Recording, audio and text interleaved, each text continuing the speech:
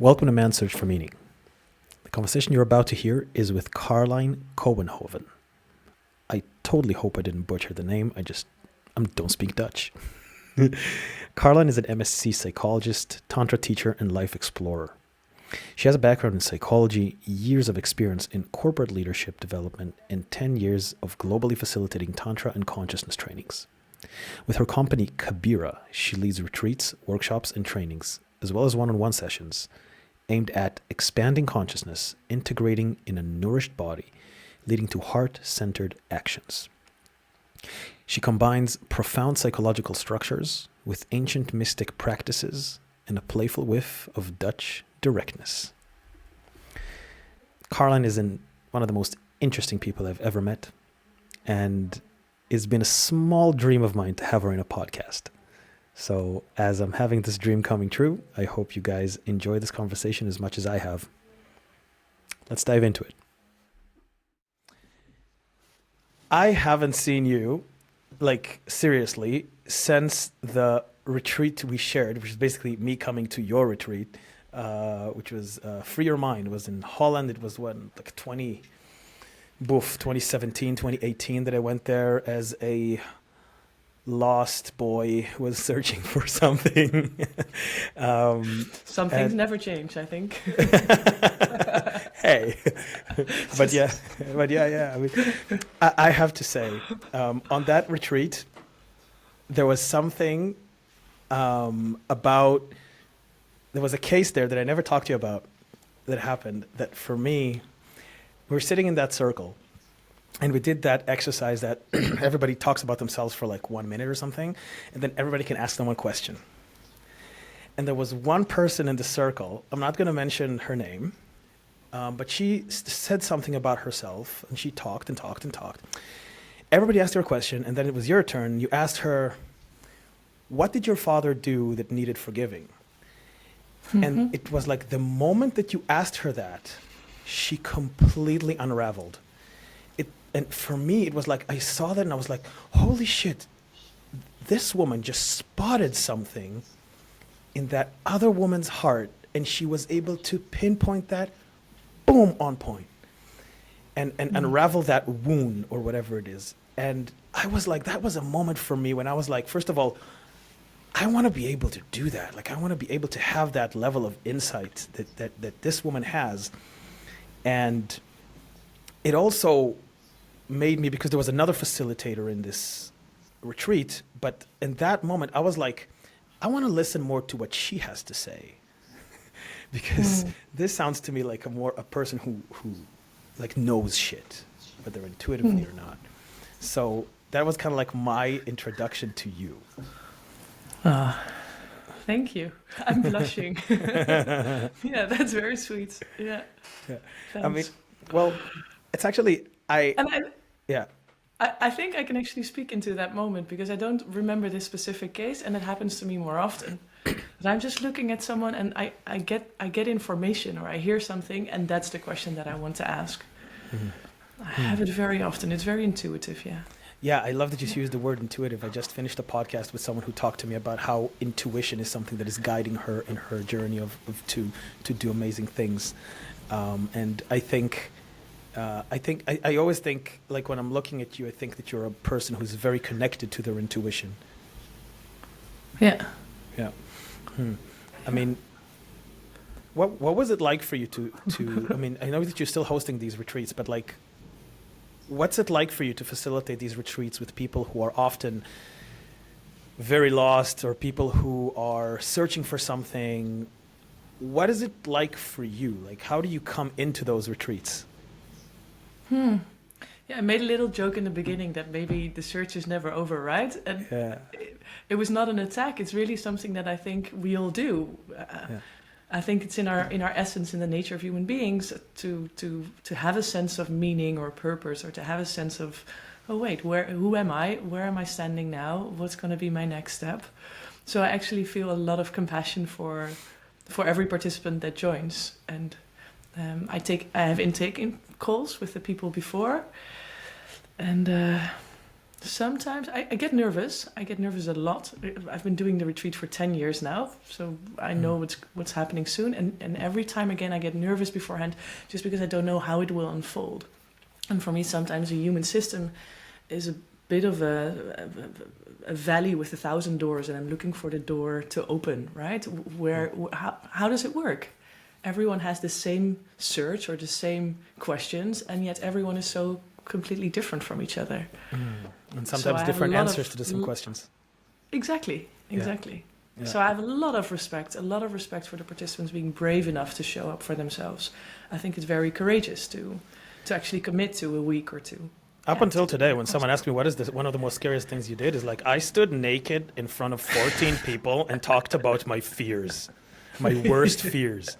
And then the facilitator didn't really like what I had to say, so he sent me to the closet to think about what I said. And then I came back and I did that a second time. Yeah, you were bullshitting your way through. I wasn't bullshitting. That's the thing. I was being very honest. I was being very, very honest. It was one of the most dick-shrinking experiences I've ever had. Like, honestly. It was like... Whoa. What did it give you to do it in the end? I think it led me to a certain level of introspection that I wasn't able to get to myself. It faced me so much with emotions like shame and anger, and gave me space to express them in ways that were non-traditional. Like usually when one experiences shame, it's a little bit like, I don't want to look at it, or I want to try and avoid it, or I will talk about it. But there's never standing there, experiencing it and being in it, in the whole tragedy of shame. And having the support of 14 participants there. Yes, Yeah. yes, having exactly. the presence of a lot of human beings. Right. And that enhancing your experience of self. Yeah. And that no one is judging you. And that after that, everybody's talking to you like normal. Like nobody's thinking you're an idiot. Nobody's like is belittling you for it. And me growing up in an environment where I was belittled for literally every emotion that I had, it was, especially at the time that I was there, because for me it was a lot like I grew up in a very, very much in the masculine, but in a very immature way of the masculine. So it was very like I was denouncing the feminine. My masculine was always judging my feminine and not giving it space. And as a result, I lived in a world of intellect and reason and not giving any space for the pain or for the love or emotion in general, because I labeled emotion as weakness. I was denouncing my anima. And starting to explore the world of the anima, of the emotion, for me was very, the pendulum swung to the other side for me. And then I find myself very deep in these feminine energies. And during the time that I was in that retreat, I was exploring all of that side, that feminine side of me that was never received any space for 25 years at the time. Yeah. Yeah. Sounds beautiful and sounds vulnerable as well. I up until today, I think that retreat was one of the most important experiences of my life, because it showed me a certain way to approach things and people that I never kind of knew how to do that before. And I can say today that I think every person should go through that type of experience of a retreat that involves like kind of like this no bullshit approach to spirituality that I up until today foster. It's a little bit like, it's kind of hippie, but it's not really hippie. It's just human. It's like, yeah, you breathe. Yeah, you meditate. Yeah, you feel. You work with the body. You work with the mind. Yeah, it's so important for any human to learn these tools and to learn how to work with these tools to I don't want to say mitigate, but just work with emotion and intellect at the same time. Yeah, I mean, I know that your background is in psychology, and you worked a lot with Western tradition tools, I'd say. I have to say, I was quite surprised when you wrote in your bio that you have time in corporate, and I'm like, really? How did she survive that? Yeah, like where, how? But like, I mean, you have a lot of like the Western, I guess, influences, but then you work a lot with Kundalini, you work a lot with Tantra. So you have a lot of like this mesh of the Eastern and Western. Where do you think that kind of like comes into play together? When I hear you talk about that, I feel sorry for my family having to hold all that polarity, or my friends or my surroundings seeing me shift as well. I hear it in you too, just the polarity, right? There's a point in our life where sometimes the pendulum swings into the opposite direction just to balance things out. Yeah. Yeah, people around me have seen all sides. Yeah. So are you talking about you've seen all sides of people around you, or are you talking about people who've seen all sides of in you? myself? No, they've all seen all sides of me. And I've seen, I think, also sides of other people. Yeah. But in my system, it was definitely visible. So it's like when you're going through a phase, it's like your family's like, okay, Karlijn is in another phase now. Yeah, exactly. I remember my sister being a goth for one day. That was just on the birthday of my grandmother. Good times. Exactly. That was just 1 or 2 days. All right. Talk to me about those phases. What kind of phases have you been going through? Well, definitely the masculine phase, as you call it, or in the directional phase of, this is what I want to, very linear thinking, putting a goal in mind, having discipline, and I had a lot of that. I would have structure, discipline, focus, and I also had a lot of beliefs around how things should be. And I remember actually the moment that you just talked about your initiation, right? It's the last part where people present their fears, and I remember that you also came up with beliefs around how things should be. And this is exactly what we research in the retreat or in the training. What are those beliefs or dogmas, or what are the labels that we give ourselves? Where do we think we need to go? And then I had a whole phase of swinging to the other side, where it was more free, and there was no structure and no rhythm and no, hardly any focus. And I would just go with the flow completely. And that lasted for about 10 years. And recently I'm moving more back into older structures. So I'm moved back to my home country. I'm close to the place where I grew up in, taking myself slightly more seriously whilst keeping my eyes open for the flow and for that feminine essence. And I think that requires actually a constant research of okay, what am I telling myself now? Again, what are the rules for myself now? And do I want to stick to that? Is it serving me? Do I choose again to do that? And I think I've also been a bit rebellious towards that whole corporate environment and just wanted to do exactly the opposite. And now I'm looking at that phase with much more compassion. And maybe that's what it comes down to in the end. Not to condemn our parents or to condemn the society that we grew up in, or to condemn the masculine that was immature, as you say, but just to look at that with compassion. Or also not to judge the spiritual world, which is often more feminine or flowy or chaotic, or also has very immature parts to it. Yeah, it sounds like when you say condemn, it's a bit of a synonym to judging, right?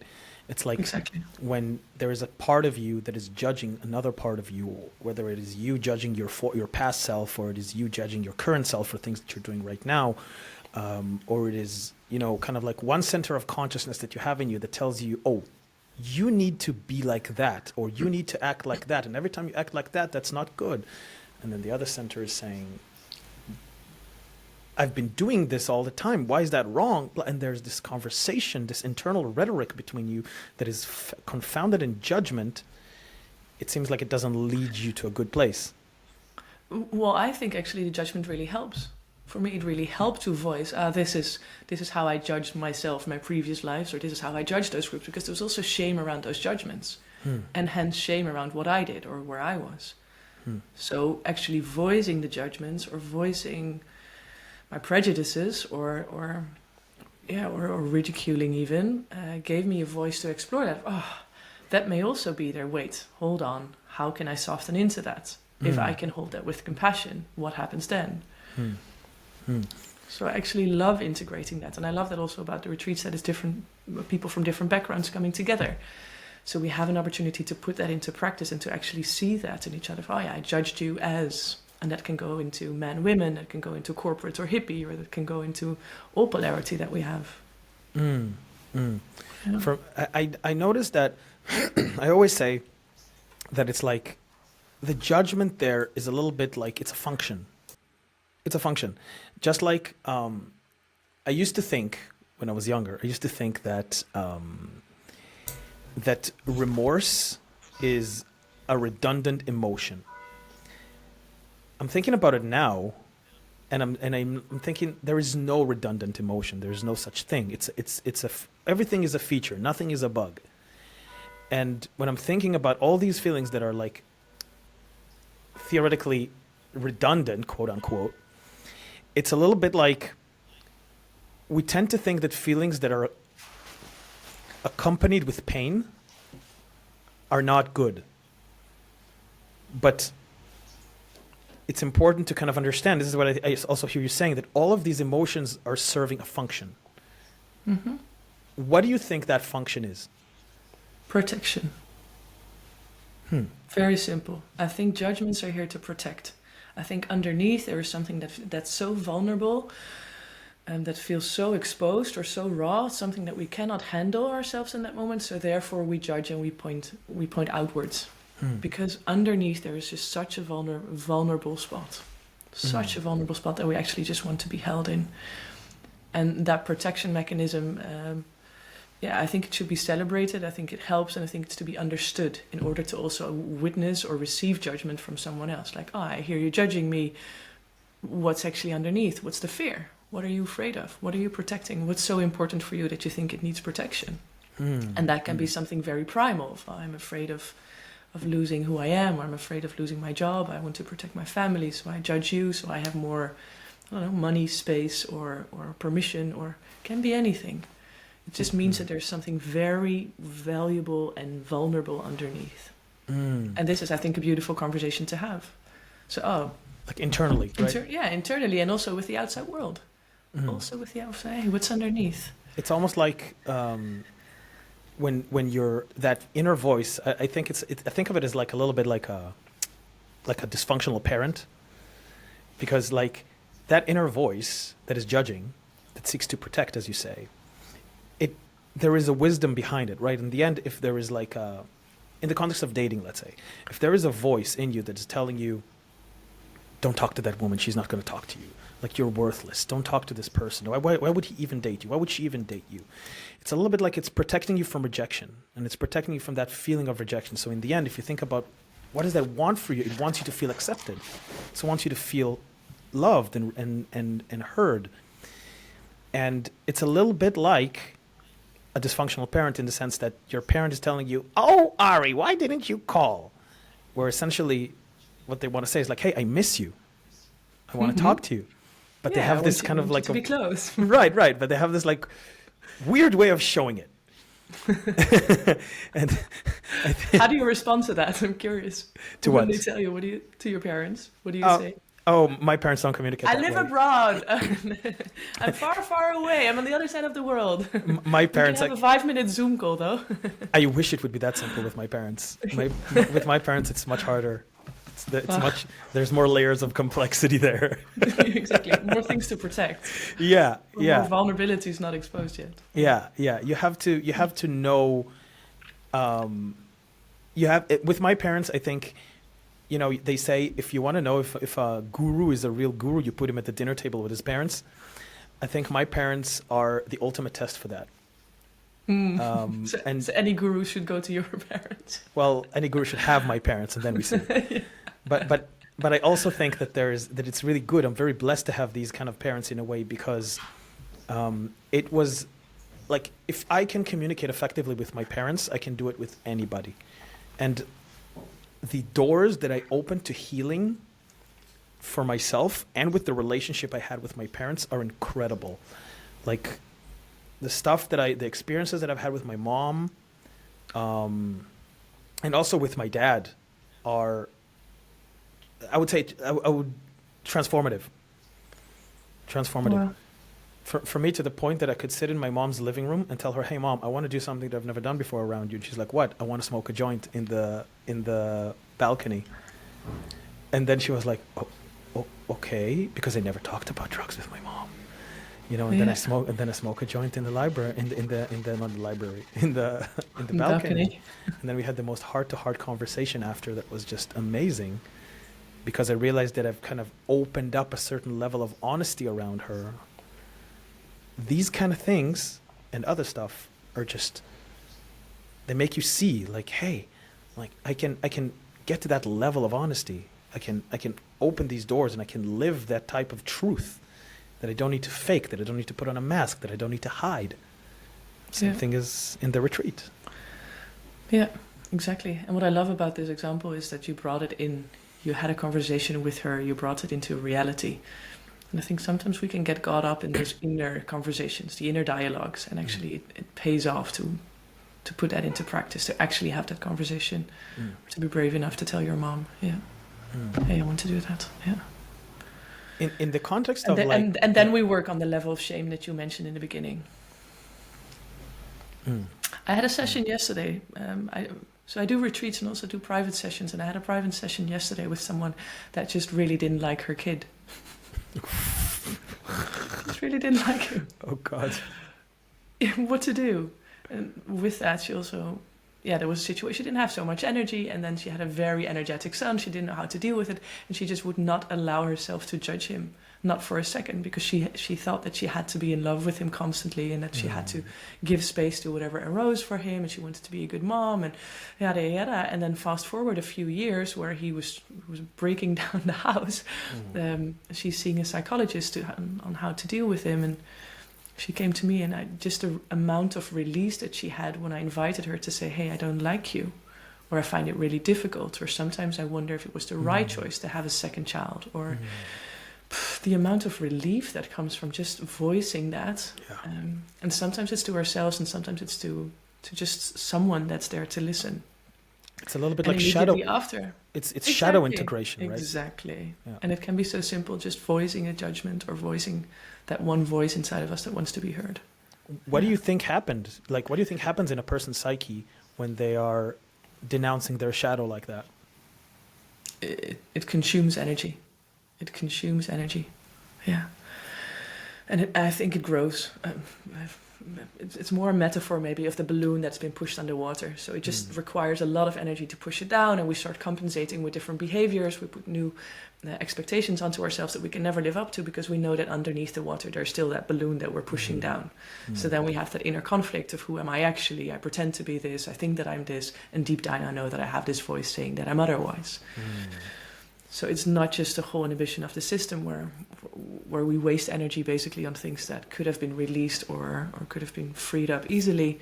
It also puts a level of, I call it sometimes bullshit or fakeness to the things that we are actually doing on top. And I think that we can all feel that, referring to also that moment where you were standing in front of the crowd. And I love this moment in the retreat where it's not just a facilitator understanding, wait, something is off here. It's the whole group that actually feels, hey, I don't think you believe yourself in this moment. I don't think this is really what's alive for you. I think there's also another truth. And I love it. I love it when that's being voiced. We have this part in the retreat as well where we share judgments. Do you remember this? Where we share out loud the judgment that we've written down about ourselves? I don't really remember. I don't. I remember certain parts of the retreat, but this one I don't. I mean, it was a long time ago. Yeah, people start writing down the judgment that they have about themselves, and they're very closely linked to the beliefs of how the world should be, right? Or how should behave in the world as a partner, a colleague, or I don't know, a man or a woman or anything in between. Like, we have all these rules for ourselves. There's a part where I let them voice it. So they sit in front of someone and they say it out loud. And to me, that feels almost like a war zone. Just the amount of vulnerability, the amount of intensity, the amount of hatred that's felt in the room in that moment is humongous. And then the relief after of, I could actually say this, and there's somebody else holding me in that vulnerability because I could not.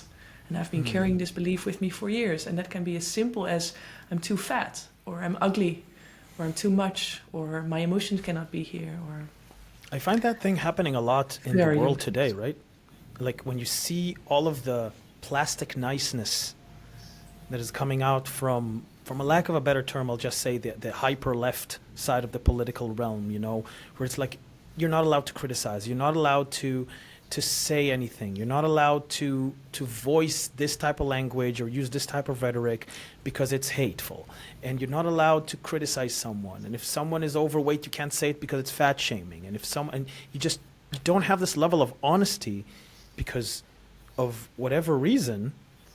And I really do think that it's the same type of shadow denial, because we're denying that side of us. We're denying that shadow, and that can lead to tragedy. Yeah, really, and I think it's really important that we as a society or community, that we find ways of doing that in a vulnerable way. And this is what the online world does, right? It's so easy to shame someone, or it's so easy to just throw something into a pond and then never know what happens. Right. What I'm interested in is how can we create a space where it's okay to share something that I resent or that I judge, and how can how can we soften into that? How can we hear the victim or the person being judged as well? And how can I hold space for that? And in the end, it comes down to melting. It comes down to melting of the heart and to create a sense of compassion. And I think that only happens when we stay in communication with each other. It's never the end when I tell you there's something wrong with you. Right. Unless you're not willing to listen. Yeah. And also, exactly. it how also do we facilitate those spaces. And also it depends on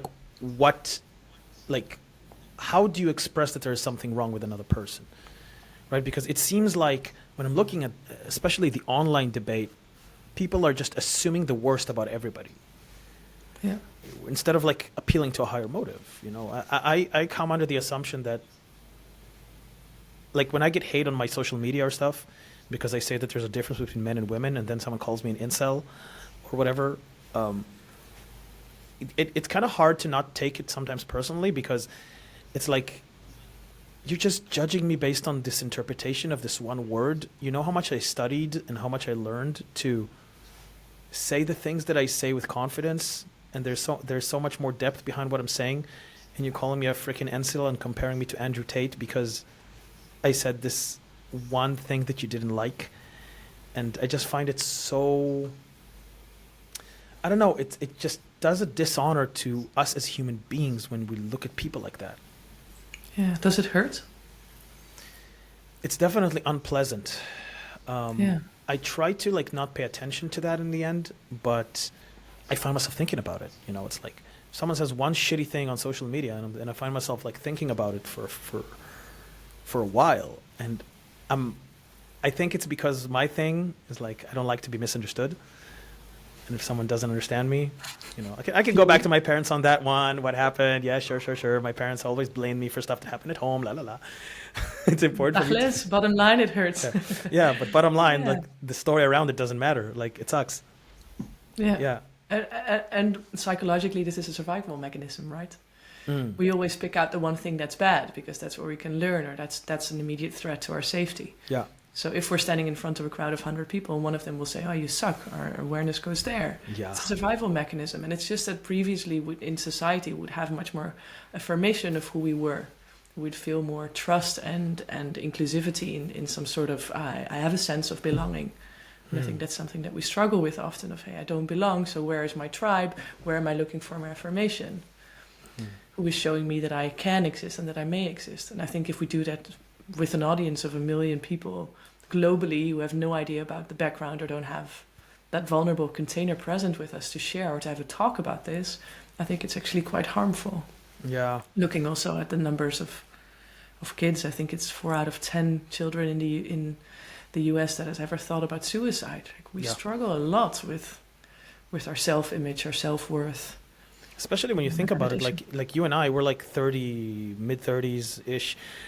You know, it's like we grew up in a world before social media. We grew up in a world before smartphones were like pinned to our freaking veins, like in an infusion. And kids these days who kind of cognitively grew up with these things, like their brain is shifted differently. Their brain is working differently. And it's a little bit scary to think that they're kind of built, they have this social media kind of affirmation cycle, I'd say, in their mind, you know, just looking to be affirmed constantly, looking for that like, for that share as part of their system. You know, if you don't have social media, it's like, it's crazy. Mm-hmm. And honestly, I don't think that their brains work differently. I think they have exactly the same brain as you and I have. It's just that the demand is changing, or the outside world is changing. I think our brain is struggling with dealing with the amount of information that comes in. Well, I read a lot of literature about it where they say how literally the way you perceive the world is, let's say, in certain ages, say age 9 to 14, is where you really kind of have this perception of your identity in the world. Like they had this study, for example, about these Japanese kids who grew up in the US and came back to Japan. And then the ones that were in the US between the ages of 9 and 14, it was really hard for them to assimilate culturally back in Japan because they really saw themselves as American. And the people who grew up even earlier and then later and came back to Japan, for them it was easy. Because if there was 9 and 14, they were in Japan, it was really easy for them to assimilate back. So there's like, this is Jonathan Haidt. And he says how, like, in those specific ages, there's something that happens in the brain that is not completely understood, that is really that part where you kind of substantiate your perception of who do I belong to, where am I, what am I, and it seems to me like if between 9 and 14 you get a freaking iPhone and then you're on TikTok or Instagram or Snapchat or whatever, and you constantly experience this feedback loop where when I was 9, which is external. Yeah. And when I was 9 and I got laughed at school, I went home and I had a break from that, you know, and home wasn't very much of a safe space, but I had a break from that at least, you know. And now it's a little bit like you don't have a break. You have to be there because people keep talking. Mm-hmm. I can't imagine what that does to a child, what that does to the mind, how anxious a man or a woman or lady grows up. Yeah. Luckily, I'm seeing also the opposite, right? Where people are establishing that internal feedback loop, as I refer to it, in different ways. There are programs at schools where people learn more about emotions, they learn more about emotional regulation, they learn more about the signals of their body, and to actually listen to that. And to, I have a 4-year-old nephew who actually says, "Stop." How does he say it? "Stop, hou op," which means stop it, don't do this. And he's 4 and he already knows how to set his boundaries. And I know that's just a sentence that comes, and actually everyone listens to him because we know that that's the agreed sentence for him to indicate a boundary. I didn't have a sentence like that when I was younger. I just didn't know what to say or what to do. Or what boundaries are. Stop. Yeah, exactly.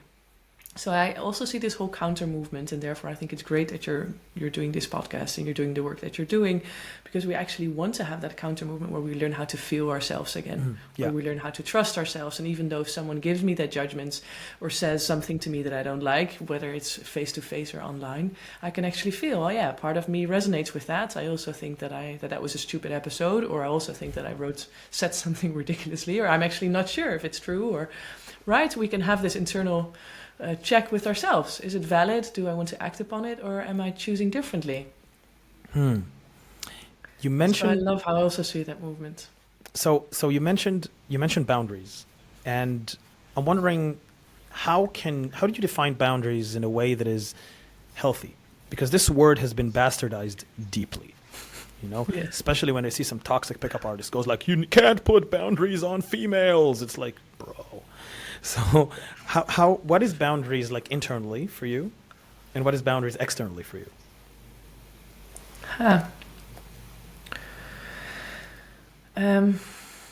Good question. I love it. Internally, there is friction. So a boundary is a mismatch between something that's happening, that I'm experiencing, or something that's happening to me, and a desire or a situation that I would actually like to have. So there's a mismatch, and that often leads to friction inside of the body. So very often it starts with a feeling of discomfort of, I'm not sure if I really like this, or what's happening to me it feels off or awkward. I think in that case, so that will be an internal boundary, so to say. there are a few options in between brackets. So there are a few options, things to do, I think, in that moment. One is to go inwards and to feel, what's the expectation that I had of this situation and how is it different? And then to relate back to what is actually happening. And I think if we give that space, we come out of a freeze response, if that already happened, we come back into action, and a boundary or feeling of discomfort actually propels us into movement. So then we can choose to take one step to the left or one step to the right. It can be as simple as I'm on a train with someone and I don't like their smell. This is the same principle as of a boundary. If I'm here, there's a mismatch between what I would like it to be in reality. There's the sensation of, I would like to remove myself from this, giving myself permission to move, to allow myself to take that step, and then to just gently make an adjustment. And sometimes the adjustment is within my own body, so I decide to take myself away from a situation, and sometimes it's a request to somebody else. Mm-hmm. And I think it's related to how we deal with discomfort. Mm-hmm. Because very often in discomfort, it's either we run away from it, boundary we take off, or we move into it and we start bashing or hitting. It's the fight-flight response, right? So we move towards it, telling there's something wrong with the other person because they violated us. Whilst actually, if we learn how to stay with the discomfort, we can start to be more sensitive. We actually recognize, there's a movement required, or I would like to do a movement, and then we decide to step away if the situation allows it. So it's a little bit like recognizing the discomfort, understanding the nature of it, and then, I guess, what I taking would, the appropriate action. Yeah. What I hear that you're saying is like that there's an element of action there that has to happen, because that often we linger there, right? Yeah. Yeah. So what happens? And then it adds up. Yeah, exactly. So you're saying that the boundary is like that way that you can recognize this discomfort, and then if you don't take action, it might add up, and that boundary can become something different. But that the boundary is depends. the beginning Sometimes, of that. Exactly. First thing is the sensation of, hey, my boundary is being crossed. And if that already happens at 5 or 10% instead of 100%, and we already have the right means to communicate that, or to put that into reality, or to remove ourselves, right? We have the right actions, we have the right toolkit in order to work on that boundary. Things don't have to escalate as often, I think, as they do now. I love that you're saying that. That kind of leads to the second part of the question of the external boundaries, because here's a phenomenon that I see sometimes with the guys that I coach. I coach a lot of guys who have problems setting boundaries. And the result of it is that the women in their life lose respect for them because they don't set a proper boundary. And the minute that they kind of understand that they need to set boundaries and that they need to respect themselves and love themselves, and hey, I don't like this, and setting it up, they go like, oh yeah, boundaries, yeah. And then like every time their boundaries cross, it's like, you need to understand my boundary. Boundaries, boundaries, boundaries, boundaries, boundaries. And then this doesn't work for them either, and they don't understand why. And then, so where what is the internal process that can lead to an external expression to a healthy external expression of boundaries? Yeah, you're definitely giving an example of the pendulum swinging, right? From the belief I should not set any boundaries to I should set boundaries. Or I'm more of a man when I actually set a boundary, or I'm less of a man when I don't. Yeah. So again, we just put another layer of dogma or beliefs of, this is how it should be. Yeah. So the question should actually be, do you want to set a boundary? And if I check into that question, or if I tune into it for myself, it's like, oh yeah, it becomes more vulnerable immediately. Do you notice the difference? Oh yeah, I would like to set a boundary and I'm afraid to lose my partner, or I don't know how, or I would like to set a boundary and I've never done that before. Can someone help me? Or I don't know what that would look like. What permission do I have to set a boundary? So then the research question becomes completely different. And maybe I can even check. Maybe there are smaller steps in between. So I can have a conversation with my partner of, hey, I would like to, I'm feeling discomfort. I think this means that I want to set a boundary. I don't know how. May I set a boundary? How would it be for you if I set a boundary? We can do this on a topic that's not as close to the heart as maybe that major thing that we've been wanting to set a boundary on for years. And it just opens a whole level of conversation of, I'm actually looking for your validation as a partner. I look for you to approve me. I want you to like me. And I would still like to like myself and set a boundary when something is off. So I like what you're saying. The steps are much smaller. There's a level of playfulness to what you're saying. It's really cool. Like, sure. I want you to like me. but I think that if I'll say it, you won't like me. Oh, finally we have that. We have that on the table. Yeah. I want you to like me too. Yeah. Can we please relax in that? Yeah, you're important to me. You're my beloved. You're my partner, or you're my podcast. and the cool thing, I want you to like me. I like you. That's fine. But thanks. I like you too, Adi. Thank you very much. I appreciate it. But the thing is, I think that there is a difference between how you communicate that in a relationship with a partner and when you're just in a dating phase, right? Because, like, let's say that if there was a volume knob to playfulness, I think that the earlier you are in the relationship, the higher the volume knob is of the playfulness, and you never turn that playfulness off completely. Like, you rarely turn that playfulness off completely. I think that only is when there's a belief that it should be playful, when playfulness is sexy. I think that's very closely related to a belief around how it should be. Is it? Because I would say that, like, if you come off really, really heavy first at the beginning, and like, you are, I think, let's say, you personally, I find, is a different type of person, because you're in this space of, like, this non-bullshit mentality. You just, let's say things as they are. I would imagine that if you like someone, if there's a guy that you're interested in, you will just say it because you don't care. That's how I would imagine that. But on the normal everyday life, people are not really vibrate on that frequency.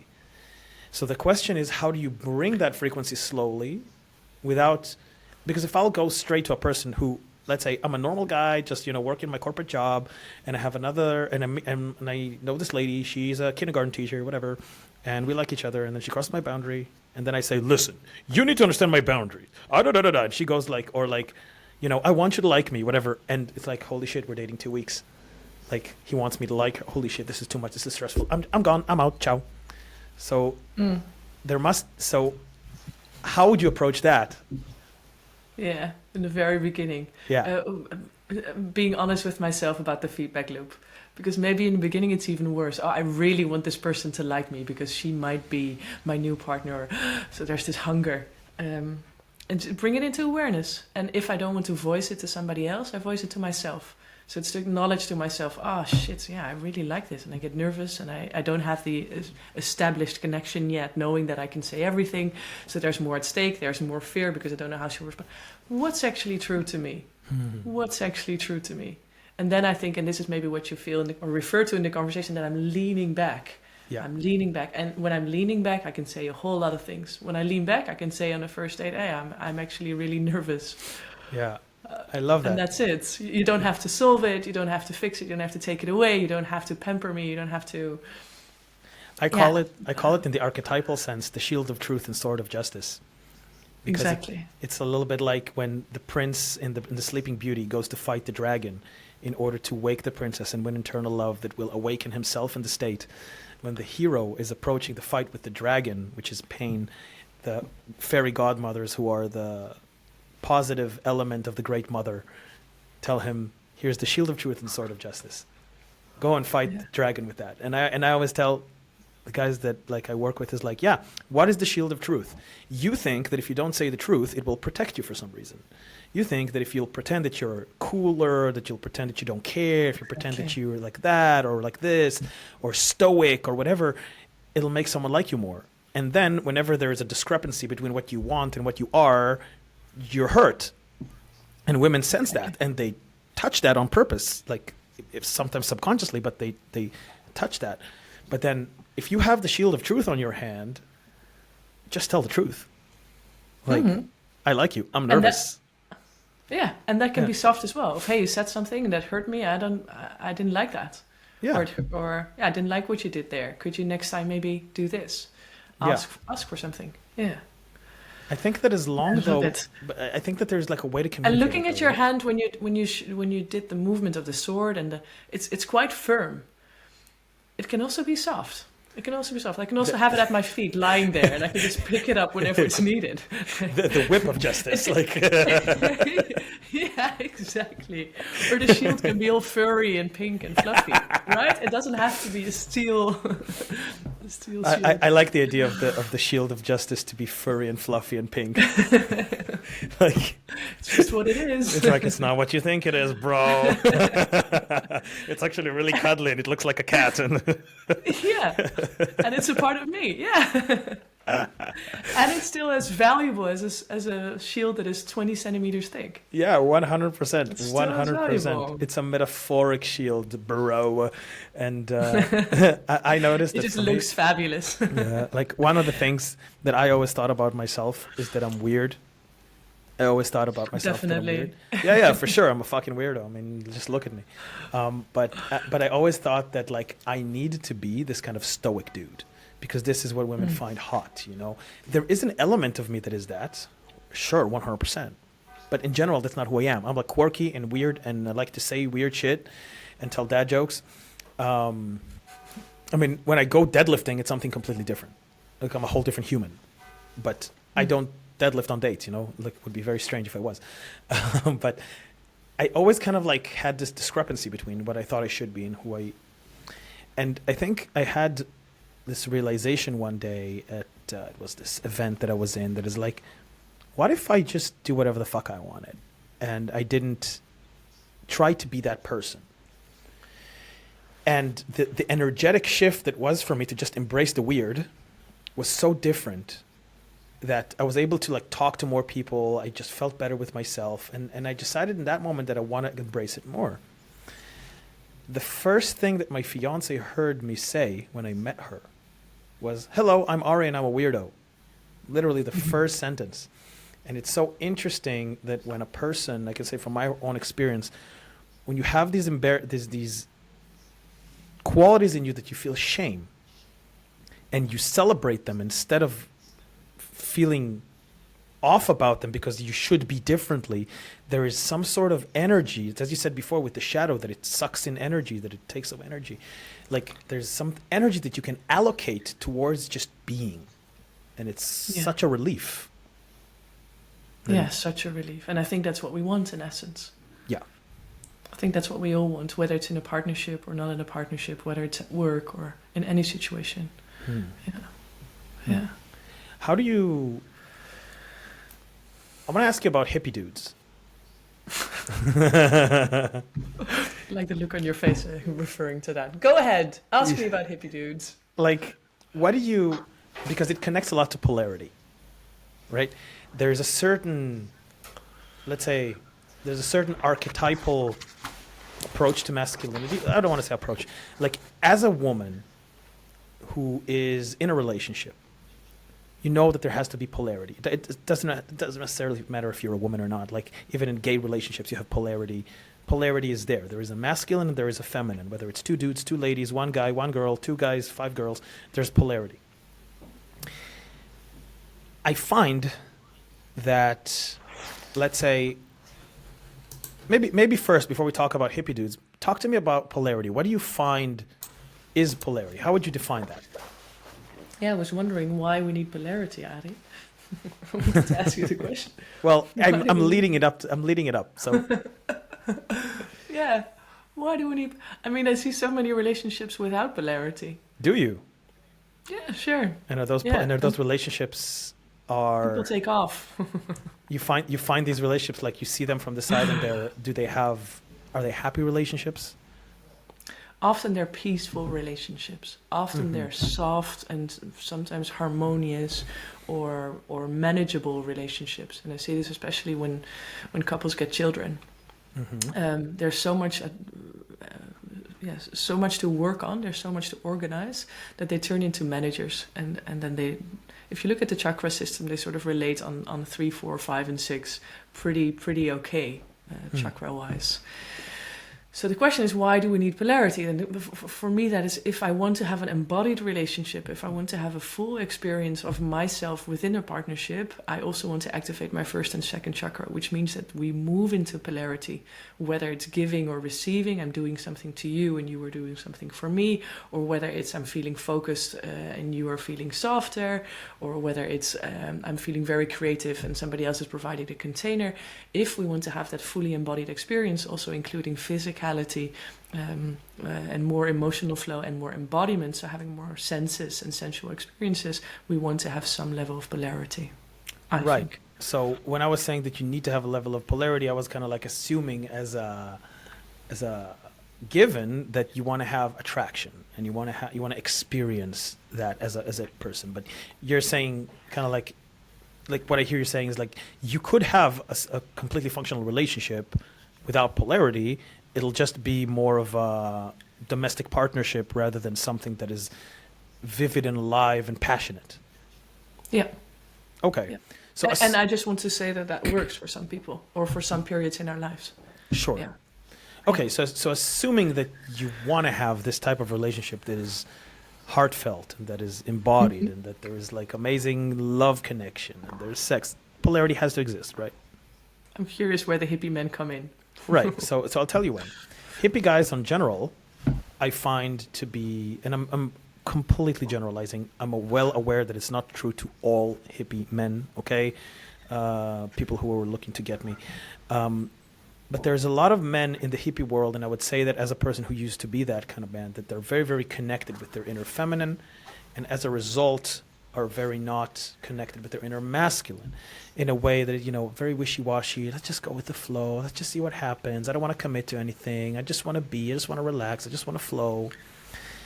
And I find that this type of quality is something that is very off-putting to a woman seeking polarity in a relationship. So what are your thoughts about that?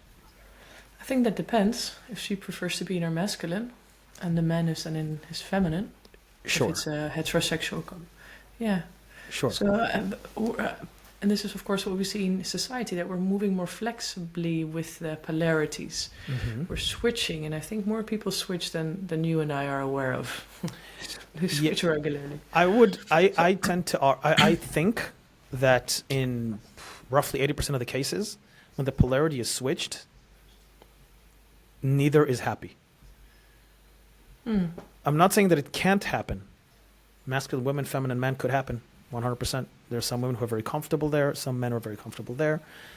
It can happen 100%. But for most people, usually 80-20. That's like my general rule here.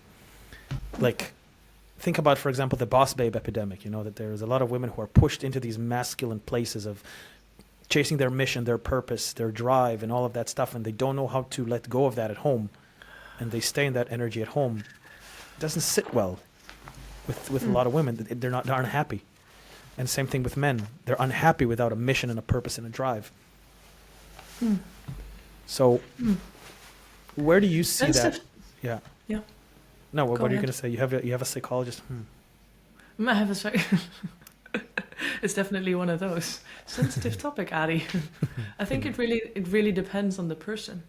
And I think what's important in this whole question is also the hormonal system, which so incredibly defines how we have evolved within the womb, right?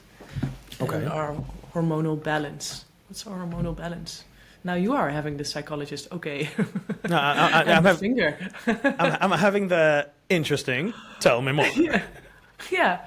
So we can have this, I think, again, if we look at the chakra system, if we look from the second chakra up to the seventh, we can have all this ping pong play and polarity. If we look at the physical body, we often have more of a male or female or hormonal system.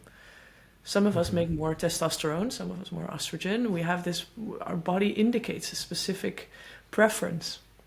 And that, of course, can be changed, as we see nowadays. So yes, I think there is something inside of our bodies and our system that refers to some sort of homeostasis, that refers to a state of, this is where I feel balanced, this is what suits me in this moment, this is where I feel home.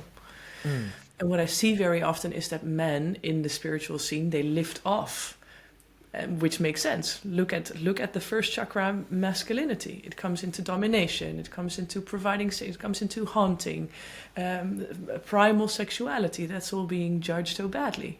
So I see that people take off. And in the spiritual scene as well, we want to often renounce our family. We want to dissociate from that and figure out who we are. So we take off from that first chakra, which gives us bedding and safety and a sense of this is who I am in my physical body, in my tribe. So I see people take off. What do you mean by take off?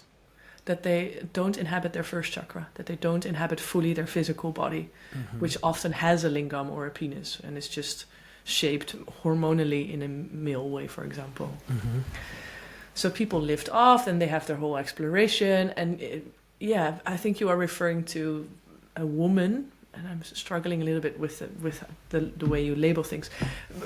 Let's say in a heterosexual couple, a woman then we want to meet each other. We all want to meet each other on a physical way, I think. And I think we all want our partners or the people around us to be in their physical body.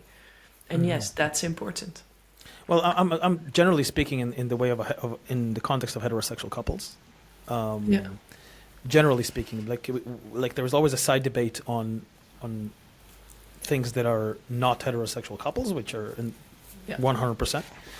I tend to think that when I say masculine and feminine energies, it's something that is irrelevant of the body, because it's something that is before, like the yin and yang. It's forces that have created the world. You can say order and chaos. You can call it however you want. There's all kinds of names for it.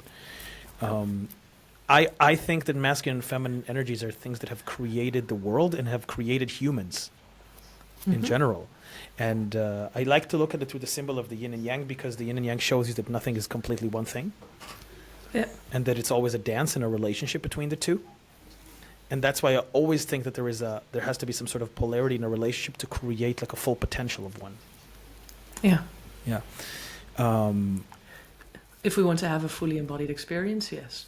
Well, yeah, and I would argue also, if you want to actually be good with yourself, because I really do tend to think that a lot of the guys who are stuck in that wishy-washy flow and play thing, they're very unhappy, and they're seeking something constantly, which if they found, which is usually their mission and purpose, they would feel better.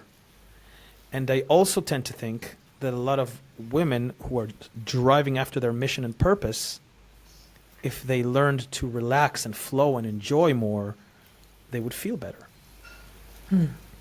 And I guess because this podcast is called Man Search for Meaning, it is addressing men.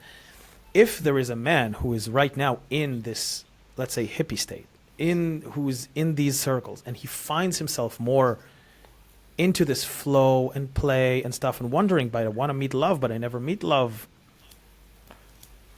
What do you think is going on over there? What would you say? I would work on sexuality and nudity with this person. Like sexuality and nudity, how so?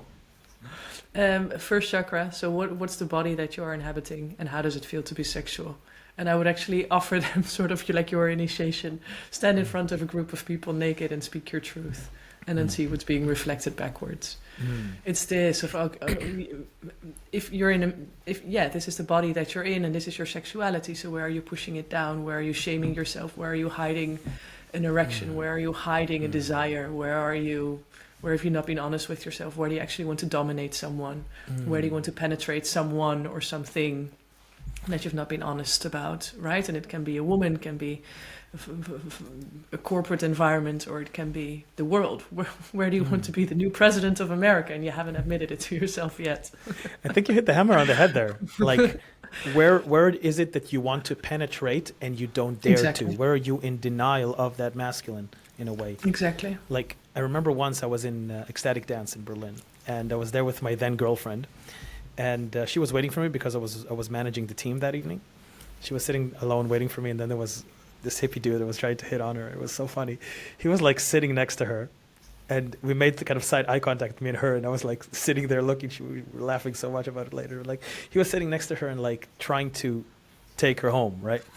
And he was saying to her, yeah, I'm wondering if we can maybe find a way to explore some, I don't know, chance to maybe if we can somehow.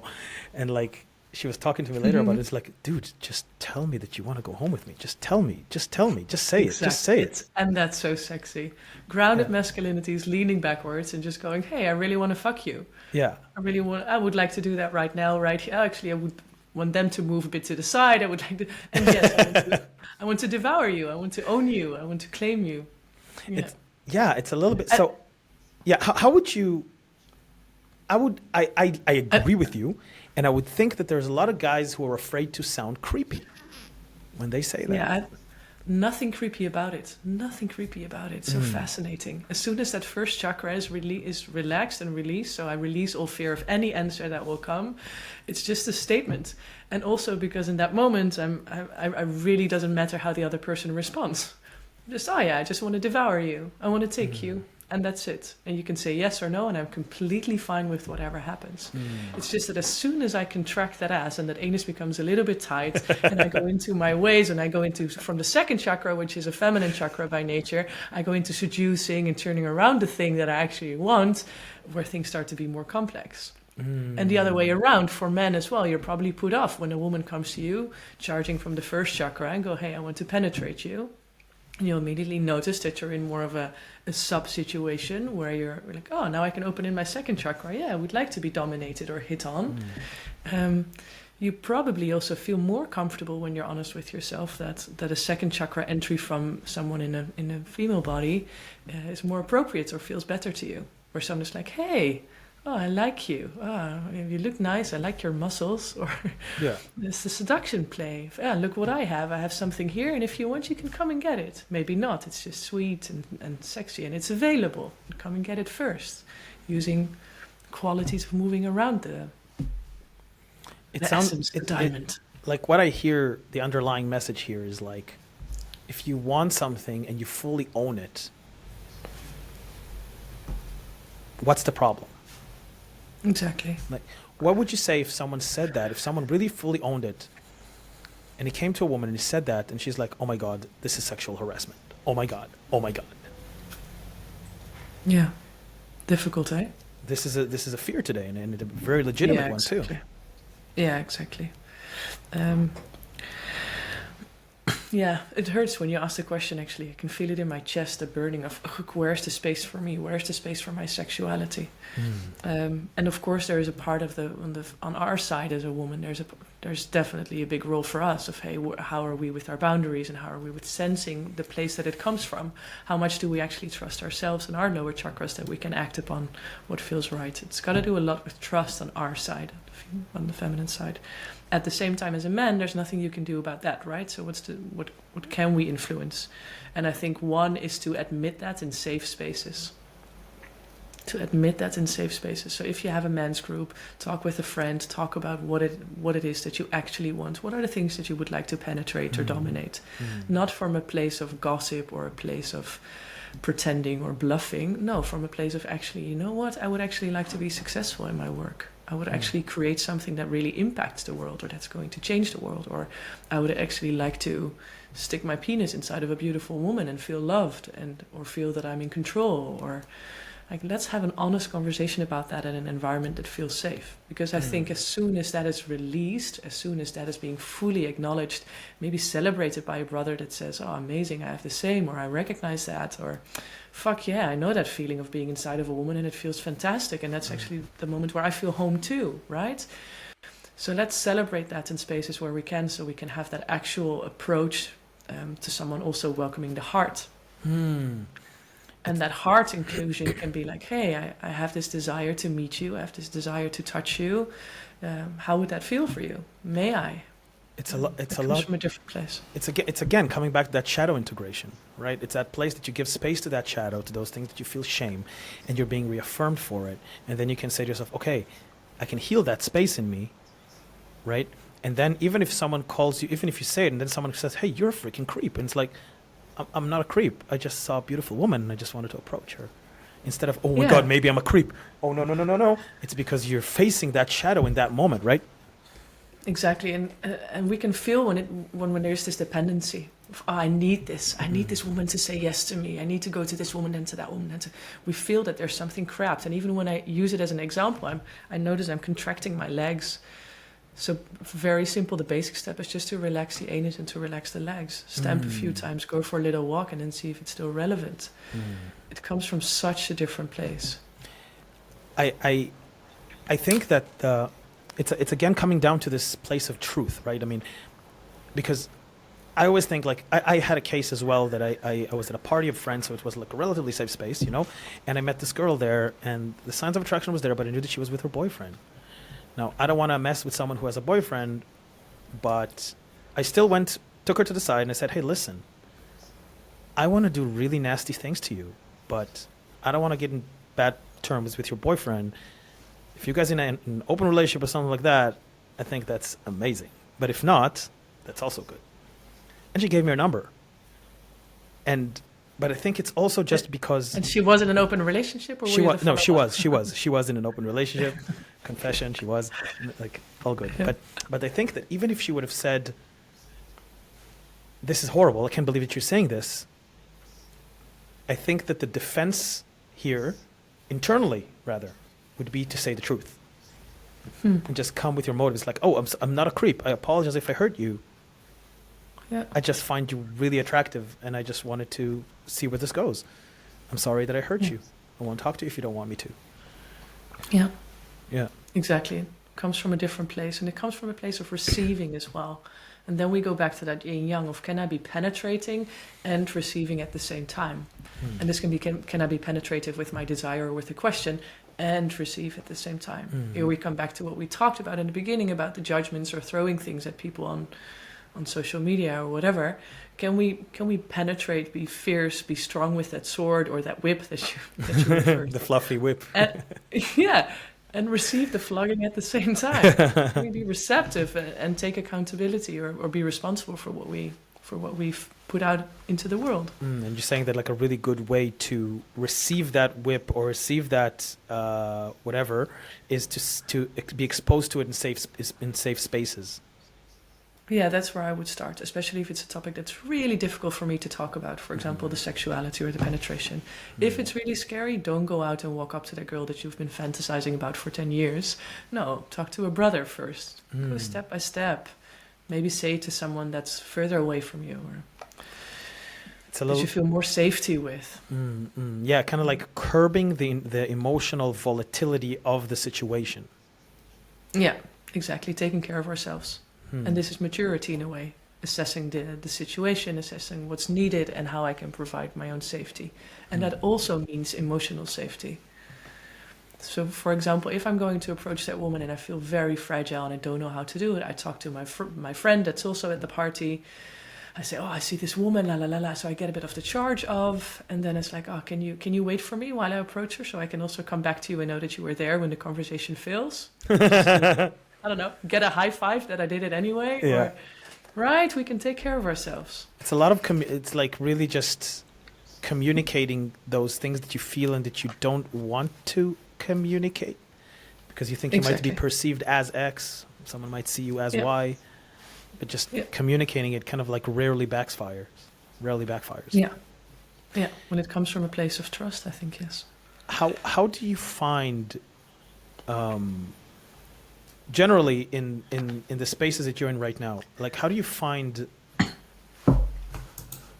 the whole thing with like, I'm trying to think how I'm phrasing the question, like, okay, you're in a lot of spaces of like sex positive and a lot of spaces where sexuality is very, very prominent, especially in the world of Tantra. How do you find men's behavior there? Like, for example, when someone is interested in you, for example, what are things that you're experiencing that I would also imagine, like, you're tall, you're beautiful, you have this presence, you know, I would imagine that a lot of men are intimidated by you. Especially men who have an incomplete, like, feminine part of them or incomplete masculine part of them, you know? How do you see that happening in real life? When people want to approach me. When people want to approach you and they're intimidated. Good question. You're spot on with saying that people are I'm not often approached. I'm not often approached, which is interesting because I'm often in a position of leadership, which means that I am in some sort of masculine or leaning into extroverted, focused outward space of, hey, this is where I am and this is how I'm penetrating the world. It's interesting that you say this. It's interesting that you say this because I completely disagree. When I see you in places that you're facilitating, you're doing it in the most empowered feminine way ever. I don't sense any masculinity in that sense. Thanks for saying that. I appreciate you for saying that. Yeah, for me it's both. Maybe it just feels more on for me because I feel that it takes a lot of space. When I'm back home, my masculine focus is less. So when I'm standing in front of a group or an audience, I feel that it's I'm having this massive sword next to me, or actually in my spine holding me, and I feel, I'm there. I'm fully protected within something that requires focus. So I feel I'm there, and yet often there's a bit of a distance. It's different. I am approached by men that are more relaxed with their sexuality. Mm-hmm. When men are more comfortable, when they're more grounded, when they're like, oh yeah, I may feel attracted to you and I may not, or I may be intimidated by you, and that's fine. And who are you? And I'm curious. I love the word curious. I love curiosity. And that's what I love, when people dare to go beyond those projections of they think they know who I am. They think they know how I work, and it's always that curiosity that just opens doors of, hey, I've just seen you do this. How does it actually feel? Yeah. And sometimes, and this may be good to mention, it comes from a place of wanting to take care. I've also been pushed into a sub position. Okay. For example, if I would have been on stage, or I would lead a ceremony for hundreds of people, and I would come off, and the men would want to almost pat me or comfort me, while actually that was not what I needed. It's this father dynamic of, they want to be there for me so I can be small again.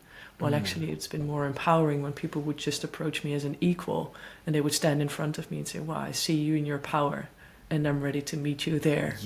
Yeah, that's a big difference, right? Because there's something very immature. Maybe there's this element of the immature conqueror, right? Like you see a woman who's powerful, exactly, and is in her empowering place, and saying, in her empowered place, and say, ooh, if I conquer that one, then that means something good about me, you know? Exactly. Where there is also like this type of, well, I would say that there's like these two immature ways. One that is the one that I just mentioned, and the other one is what Erich Neumann calls a disciple of the phallus. And these are the people who, like in ancient times, it's the eunuchs who had their phallus removed so they can serve the goddess. And these are the men who, when they see a powerful woman, they can't contain that. They're afraid of it. They bow their head down. They feel emasculated in a way. Exactly. So, why do you think that they feel emasculated? Why do you think that a presence of a powerful woman or a beautiful woman is something that is so emasculating to certain men? Because it will change the world and ruin their ego. I've been facilitating with a man for 3 years together. You know him, and he would often say that I killed his ego, that I slaughtered it. And I think this is what a powerful woman does because, we're truthful, right? We have Kali, the goddess, she's often referred to in tantric traditions or in Hindu traditions. It's the mother, it's a great mother, and she has so much wisdom and sharpness, and she doesn't take any bullshit. So this is what happens when a woman stands in her power. In a soft and gentle way, she will actually call out the bullshit. So your world will change, and your ego will die, and what remains is just a sense of, fuck, I'm really powerful even beyond my ego as a man. I'm there. I'm full presence. I don't have to do anything. I don't have to be anyone anymore. I'm here, and I'm 100% seen and respected in that, and that's enough. And that's the quality that I'm going to penetrate the world with. And that's so different from the beliefs that we had around what it should be to be a man, how I should behave. That's scary. That's fearful. I think that there's this. We have this idea of the superficial idea of what men and women relationship look like. For example, Exactly. when a woman is submissive, she has power in that submission, a lot of power, because her way to control is not with domination. It's with intellectual guile. It's like this way to, if you want your man to do something, you can make him do it in a way that is like, it's the most powerful thing ever. But the thing is that in order for a man to live up to that potential, he has to be able to accept his incompetence in a way. He has to be okay with his incompetence, because if you reflect the world to him as a woman, and a woman who is very empowered will reflect the shit out of the world to you, a lot of times it will unveil your incompetence. And I think the difference between a man who is, let's say, mature and a man who is not is that the man who is mature would say, yes, I am incompetent here, and this inspires me to get better. And the man who is not will shrivel and fall in front of it. Yeah. And I think... And is in denial almost of his desire to dominate. Can we celebrate that? Yeah. The desire to wanting to dominate, it's fantastic. Because if I dominate someone seems to be more passive, and I seem to have more control, and I seem to know more what's coming. So I think we all have this desire to dominate our calendars, to dominate our relationships, to dominate. We all have this desire to be in control and to dominate. Can we fully celebrate that? And then we have a choice. Then we have a choice of, I choose to be open and receptive to what it is that you're saying, or I choose to be submissive now, or I choose, and then the power comes back to the person that is being open, curious, vulnerable, or submissive in that moment. In the heart of it, there's the choice, you say. Yeah, exactly. Yeah, 100%. I 100%. And it doesn't have to be a mental choice. It doesn't have to be a choice of, I'm going to. No, it's more of a subtle awareness. I can lean into this. It's happening. Choosing. I'm not a slave of a subconscious pattern running my system. Right. I think that when a man sees a powerful woman, there's a lot of the time this fear of, what if I will be faced with this? Because then it means about me this and that. Where a man who sees an empowered woman and is ready to face this will just stand with open arms and say, let's go. Like, I just want this. Just come at me. And this is the kind of guy that you're describing, right? Exactly, and the arms are not facing her. I'm not making myself bigger as if I'm starting to jump on her, because that's not possible with a woman that's in a power. The only thing that's happening is I can open my arms and I can stand in my own center. I can stand in my own 2 feet. It's like, oh fuck, now I'm also being penetrated by life. Yeah. Not just by a powerful woman, also by things coming to me. Yeah, because and that's a whole different leaning into. There's no dependency on the other person being in a specific state. It just propels me more into my own center. If she's standing on her own 2 feet, oh shit, then I need to stand on my own 2 feet as well. And then I start feeling my own sexuality and where I haven't taken responsibility. And fuck, then it's to look at things. And then I will feel actually free, which is that ultimate desire, yeah? It is a lot like the realm. You mentioned the Great Mother before. It's the fear of the Great Mother in a way, right? It's this inability to handle the Great Mother or the storm, or to wither the storm of the Great Mother, where, it's like it's very similar to. I mean, the Great Mother, it is everything, right? And it is the masculine consciousness that comes out of the Great Mother, in a sense, right? And I think that for the masculine consciousness to be the masculine consciousness, he has to understand that it is surrounded by the Great Mother. And has to understand that this thing is everywhere and engulfing him. And if he's unready to receive it, then tough shit. Exactly. And most importantly, that Great Mother is not in front or not above, it's underneath. It's carrying you. It's carrying your physical body. It's carrying your sexuality. It's carrying the insecurities. It's carrying the little boy. It's there. She's there. It's safe. You can lean into that. You know, I remember this one, the event that I told you that helped me shed all the light, a lot of the layers. I remember meeting a woman there who, for me, she was like, I saw her at the beginning of the evening and I was like, holy shit, this woman is just a queen, you know. She was always walking around with this like posse of these three girls who were just walking behind her, and she has this presence. She was tall, she was beautiful, and I remember at the end of the evening, at the end of the day, it was like 3 or 4 days. I went to her and I was like, I always felt like she doesn't like me, you know. And I was like, hey, listen, why don't you like me? She was like, why would you think I don't like you? And then, well, because I saw this and I saw that and just assume that you don't like me. And I'll tell you something, I kind of like you. And I want to have your number because I want to meet you. And then she was like, she said something along the lines of, is it you who wants my number, or is it the child who's afraid of rejection who wants my number? And I was like, it is totally the child who's afraid of rejection, and it is the parent to that child who says, I want what's good for you. and and we had this really deep conversation at the point. She gave me her number in the end. Unfortunately, we never met. But I think for a woman who is like that is so intimidating, quote unquote, it's so refreshing that someone comes and treats her like a human and not like a goddess, and not worshiping the grounds that she walks on. And a lot of guys who are like in their immature energies tend to think that if they worship the ground that she's walking on, it will be, for some reason, appealing.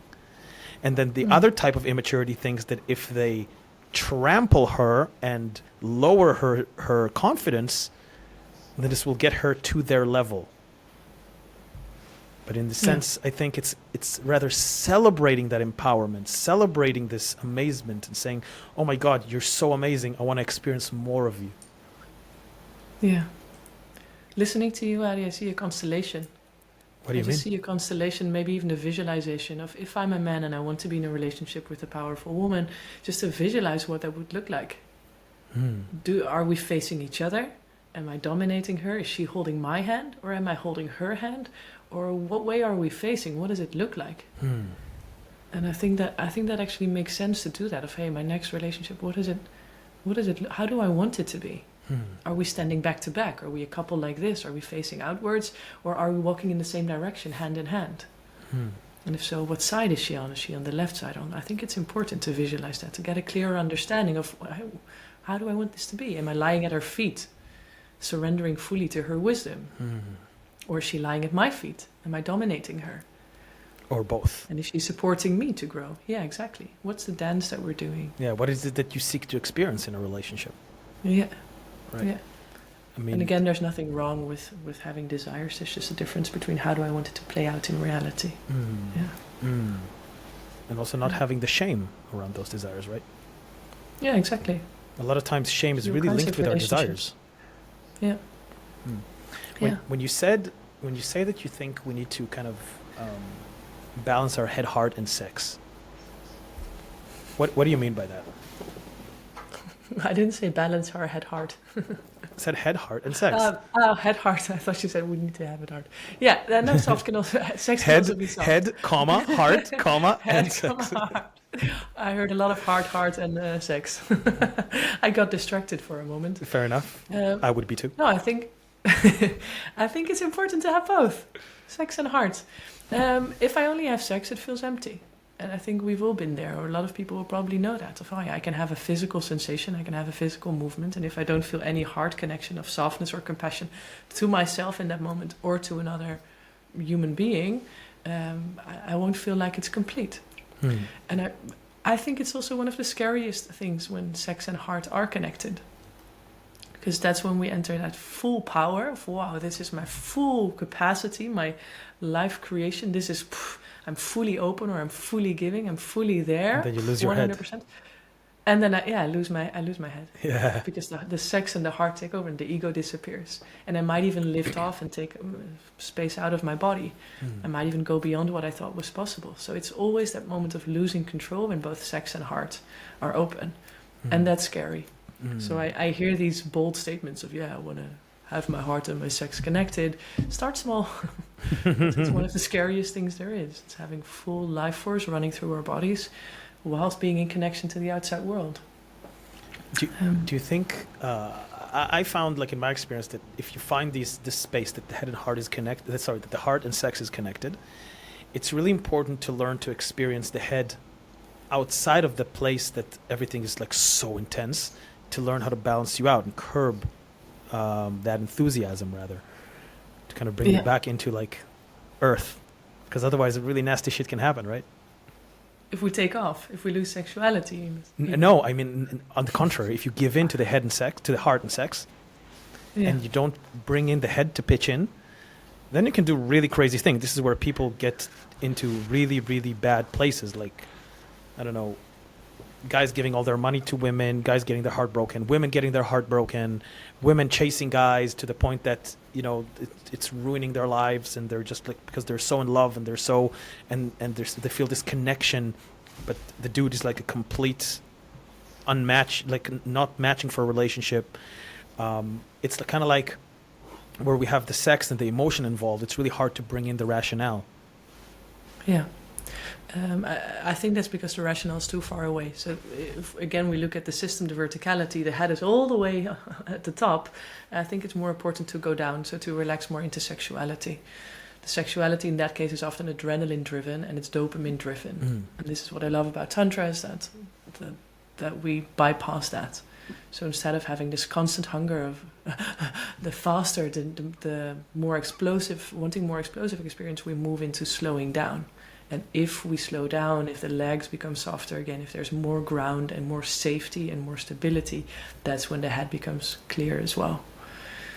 So it's interesting that when the head feels far, far away, the simplest thing to do is just to slow down. Just to slow down and to create even more safety. Maybe just the safety of a few long exhales instead of going into that pump. Maybe just the safety of checking in with a friend. Maybe it's the safety of taking care of myself better, so I will keep my own home, or I will take care of my own financials. It's to lean back. It also like what I see is that a lot of people are looking for that heart and sex. They're looking for that, you know, they're looking for that rush when they meet someone. It's like they meet someone new and, oh, I didn't feel that rush. I didn't feel that feeling of falling in love as much. And what do you have to say to that, to people who are looking for that? I call that fear-based sexuality. It's fear-based sexuality. It's absence in sexuality. So then we say that we connect heart and sex, and we're not. We're doing sexual acts, or we're charging the sex center. We're just not conscious of it. Otherwise, we would feel. I strongly believe that. Otherwise, we would feel when something is off. We would feel the contraction. We would feel a contraction in the anus of fear, or we would feel a contraction of I am needing to hold my erection up, or to perform constantly in this partnership. So it's actually a very subconscious movement of the sex not being totally relaxed. Yeah, I mean, it might be confronting to hear, because it was part of it. It often provides also a sense of that strong masculine of, oh, look at me being in my sex, and I'm connecting sex and heart, and I can do this, and I'm full power. While again, that's not what real power is. The real power is to be able to turn that knob and to sometimes turn up the volume or turn it down, or to be in total control of an ejaculation, or to be in control of what it is that I'm giving or who I'm sharing it with, instead of running after or chasing after something that just gives instant gratification. Yeah. So it's actually to slow down. Yeah. It seems like, you know, I tend to think that the place of the head is that place of rationale, where it is like knowing what it is that you're looking for. You like, it's kind of like, it almost like you have to start there. You have to start in this place of like, okay, what is it that I want in a relationship? What is it that I want in a partner? What is it that I want to experience? What is it that I feel like would be good for me?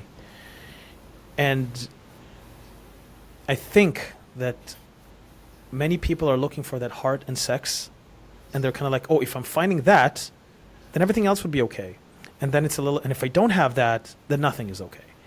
And then you can meet a woman who is like an incredible partner, or a man who's an incredible partner, who can give you everything that you want. If you want a family, he can give it to you because he's stable, he has a salary, he's taking care of you and all of that stuff. But, you know, maybe he's not sexually experienced, for example. Maybe he's not very good at expressing himself. And then the heart and the sex are not aligned, and then a woman might say something along the lines of like, yeah, I'm not feeling it. instead of rather giving it a chance. So Yeah. how would you say you could give it a chance? I think it's a great base to value first and fourth chakra. So to value trust and feeling safe and knowing that I can be honest or open, or that someone can be honest and open, and combining that with love and respect and appreciation. Because I believe that's the proper base of any relationship. If we look at that polarity, it's often something that can be learned. It's often something that we can actually build up in our bodies. Yeah. We can do that through logs, we can do that through specific breath work or pumps, we can do that through relaxation exercises, we can do that through play, actually going into playful situations with a partner. So for me, and maybe that's just my personal preference, a level of safety, so I know that I can always be honest in my words and expose myself, be as vulnerable as I can be, will give me trust and hope that we can figure out anything. So the feedback that the person, that like if you're being very open and that other person is receiving that, and is like, I hear you, and is receiving you as you're saying it, not trying to judge or trying to correct or Exactly. Exactly. And it might have to also do with exploring what sexuality or attraction is. Because very often it's so much fear-based, it's adrenaline-based, it's not knowing what's going to come next. And we have linked that hyper, that activity to attraction, while actually attraction can be very soft. In tantric lovemaking, we just put two bodies next to each other and they start breathing. And it's actually really scary to breathe into the heart of, may I go from my head to my heart? May I soften and relax? May I actually see you as a human being? And as we deepen the breath, we move into our emotional body. Can we actually feel emotions here? Do I allow myself? And only then we breathe into sexuality. And sexuality is not that I'm breathing into sexuality with you, it's breathing that I'm into my own sexual energy, and may I give that space whilst being in connection with you. So the entry point is very different. It's not my partner's not doing it right, it's not there is no sexual connection here, or I need to work harder in order to make her feel attracted to me or not. It's just, can I be my full self? Can I open my sense of safety, my sexual flow, my creativity, and do I dare to give that expression through my heart? A lot of times we think that a lot of people who think that Tantra is like sex, and it's just about like they mix Tantra with like, I don't know, sex parties and stuff. What is Tantra? What is the essence of Tantra? Life. Life. Exploring the nature of reality, exploring life in its heart, in its nature, in its essence. And then letting that live, or giving expression to that, being with that, living that. Yeah. So it's got to do with sexuality a lot, because it's been suppressed so often. And many of us have had this weird constellation of what sex actually is. I love it, in porn we often see a movement. We see often penetration, a man penetrating a woman, and then having frictional sexuality. And it was actually quite wise, because that's the end. If sexuality has so many different layers, and they maybe at one point the bodies might speed up to release energy before they come into relaxation again, before they come into a melting state. And sometimes I think we've mixed up orders and sequences, that we've just thought that, that's what sexuality is. Well, actually it's the bodies doing their thing. It's the bodies moving, connecting, breathing, being alive together fully. And this is what sex often feels like to people. I'm fully alive. And we've linked that, and we thought, we need sexuality in order to feel alive, and that's complete bollocks. It's not true. So when people, you're saying that when you feel that sexual energy and you say, I feel alive, it's not the sexual energy that makes you feel alive, it's the energy of life, rather, that is ebbing through the sex. Exactly. And it's the permission, right? If I would watch a movie and breathe the same way as I would make love, it would have such a more intense experience. Or if I would allow myself to be naked and to be all sensual, to feel things right on my skin, or to feel, to lick my own lips, or to have a taste in my mouth, or if I would have all these things in daily life, I would have constantly sexual experiences. It's just that we give ourselves permission in the bedroom, or when we think that we make love, or that we think that we are having sex, that we give ourselves permission to be more of ourselves. Sometimes we allow ourselves to be more dominant, or we allow ourselves to be more emotional, or we allow ourselves to be attracted or to fall in love. It's all these permissions that we give ourselves.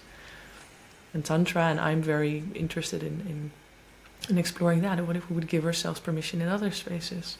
So sexuality becomes less of a contracted thing, a thing that I really want and never had enough of. It's just something that is a platform for me to be fully alive. So a sex positive space in that case doesn't always mean that there is sex. It means just a space of fully allowing life to run through a body. And this is sometimes, even in the modern Tantra world, I think misunderstood, where it becomes still about sexuality just because it was suppressed in other spaces. And actually the real research for me is, what if we can also allow that fully? It becomes like about the sex in all of the Tantra spaces. In a lot of the Tantra spaces, it becomes about the sex, where it's actually, the sex is just one thing. Yeah, exactly. Often blocked, by the way, by fear of attachment. Because that's not allowed, right? I can be in a tantric temple space or in a sex positive space, and I can do all these things as long as I don't want to have a monogamous relationship with this partner and think about wanting to create babies or a nest or a family together. So the attachment is often blocking, is often actually the experience blocked in those spaces. That I may like them, not too much. Yeah, that's a really good point. I mean, it's not a coincidence like that there's a lot of polyamoric relationships in the Tantra spaces, right? And then at some point, a lot of the people there, I find that, like, I have a lot of friends who just, like, at some point, like, and I'm now in a monogamous relationship and I'm so happy. Exactly. Yeah. We've explored it, we've taken off the veil, and now we can go for what we actually want. Yeah. Very cool. Yeah. I want to ask you one more thing before we kind of wrap up. Just a question I ask a lot of people in my podcast. What if I'm a man who is lost and is in a really, really bad place right now, hit rock bottom, not sure what to do? What advice would you have for me? Bad place in what way? Bad place in life. Just hit rock bottom. I think I'm about to give up. I don't know what to do. Everything. Physical safety first. Physical safety, ask for a hug. It might be the worst advice you've ever heard. But yeah, for me that works. So physical safety first. Find physical safety back into your body again. Find ground. So maybe and physical safety is also a home, a bed to stay in. Find safety in that first. Very simple. So find that space where you feel safe. Maybe it's in the arms of a friend. Maybe it's a specific place in the forest that you actually like to go to. A place where you feel that you can rest. Where can you rest? Where is that physical safety again? That's the start. Super simple. Yeah. Simple is powerful. You don't have to say more. If people want to hear about you, if people want to take part of your activities, if people want to talk to you, how can they find you? I have a website. The name of the company is called Kabira. The website is withkabira.com. They can find me there, also on Instagram with Kabira. And I'm really open to hear people. I often have free discovery calls just to hear your situation, to see what I can do. We have retreats coming up, the one that you went to also next year in 2025. We're doing a few more, and they can also find me at larger events, festivals. And do you have any couples events coming up soon? Maybe I'll get Bea to come. Yeah. Well, nice. In December, we're in Haarlem, close to Amsterdam. Okay, Haarlem. Yeah. Interesting. Not that Haarlem, the other Haarlem. No, different Haarlem. The original one, actually. Interesting. The US are just copying shit. Exactly. Well, New York was called New Amsterdam, right? They also have Paris. Yeah. We're still a place called the Netherlands. Yeah, they have Gaza. They have all kinds of places, originally, like, not there. Like, be original, people. New Hampshire, like the first edition. Yeah. Very cool. Very cool. Yeah, come join. And I love it, even for the men and the listeners that are in a relationship. It's really healthy to provide a safe space for your relationship to flourish. Like, how often do we celebrate relationships? It's only when we get married, or maybe that first week, or maybe when someone passes. How often do we celebrate just being together? And I love how that's possible in tantric spaces. I've been wanting to bring Bea on to a tantra temple for a long time, but I just don't have anybody that I trust because of the reasons that you mentioned. And I know that your approach, I love your approach. And I love how you facilitate as well. So I would be happy to come, and I'll check it. I can just find it on your Instagram and on your website, right?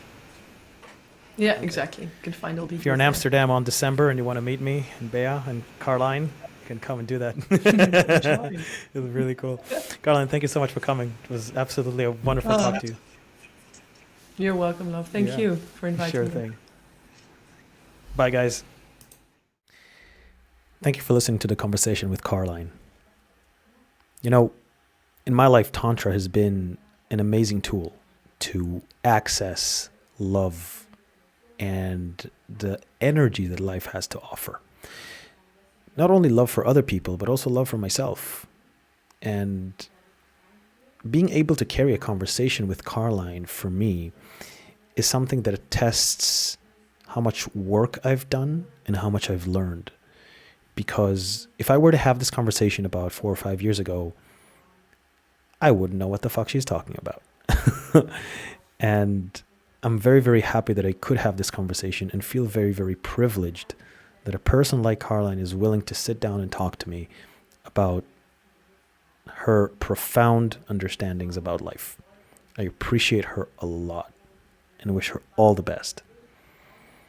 I hope you guys enjoyed the conversation, and I want to leave you with a quote from Alan Watts. The point of Tantra is to turn poisons into nectar, to embrace rather than reject the material and the sensual in life. Thank you for listening.